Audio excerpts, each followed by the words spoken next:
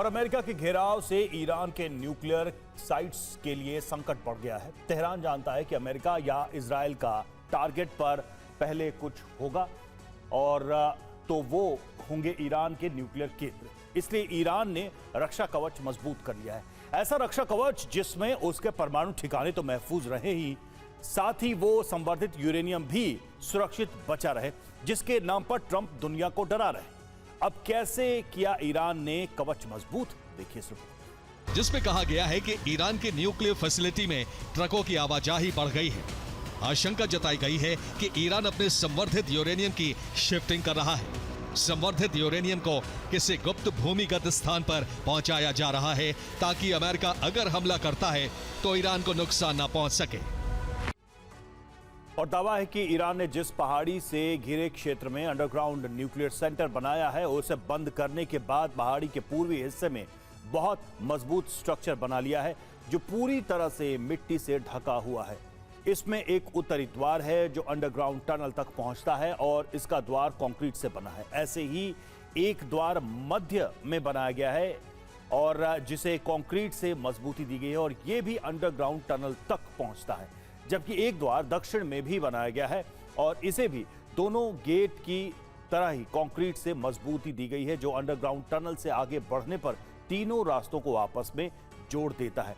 और ये अड्डा अब ज्यादा सुरक्षित इसलिए है क्योंकि बंकर बस्टर बम के हमलों को ध्यान में रखते हुए जमीन के नीचे आयरन और कंक्रीट की मल्टी लेयर से शीट परत तैयार की गई है। और दावा है कि इस न्यूक्लियर अड्डे की गहराई 100 मीटर से भी ज्यादा रखी गई है। इसमें ठीक वैसे ही एंट्रेंस बनाए गए हैं जैसे पहले के न्यूक्लियर केंद्र का बाहरी ढांचा दिखता था।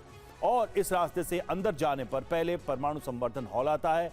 इसी हॉल से जुड़ा वेंटिलेशन शाफ्ट जमीन के ऊपर अब गुप्त जगह बनाया गया है, लेकिन इस हॉल के आगे बढ़ने पर मुख्य हॉल आता है जहां एनरिच्ड यूरेनियम रखा जाता है। रूस का रक्षा प्लान, सुरक्षित रहेगा ईरान।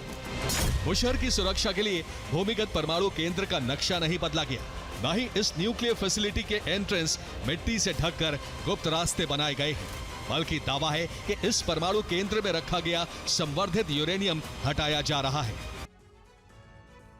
और खबर यह है कि मॉस्को से एक प्लेन कैस्पियन सागर के रास्ते ईरान में दाखिल हुआ, लेकिन यह प्लेन तेहरान में नहीं रुका बल्कि फारस की खाड़ी से लगे बुशहर में लैंड हुआ था।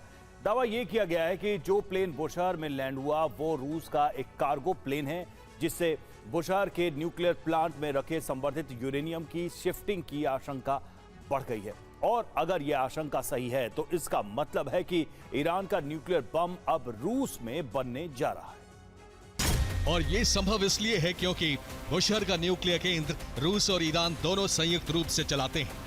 बुशहर न्यूक्लियर केंद्र को रूसी वैज्ञानिक ही ऑपरेट करते हैं और यहां यूरेनियम संवर्धन भी रूसी रिएक्टर के जरिए होता है। एलेक्सी लिकाचेव के मुताबिक अगर जरूरत पड़ी तो मॉस्को जल्द ईरान के बुशहर परमाणु संयंत्र से अपने कर्मियों को निकाल सकता है। ईरान के यूरेनियम को परमाणु ग्रेड का बनाना, ईरान के लिए न्यूक्लियर हथियार तैयार करना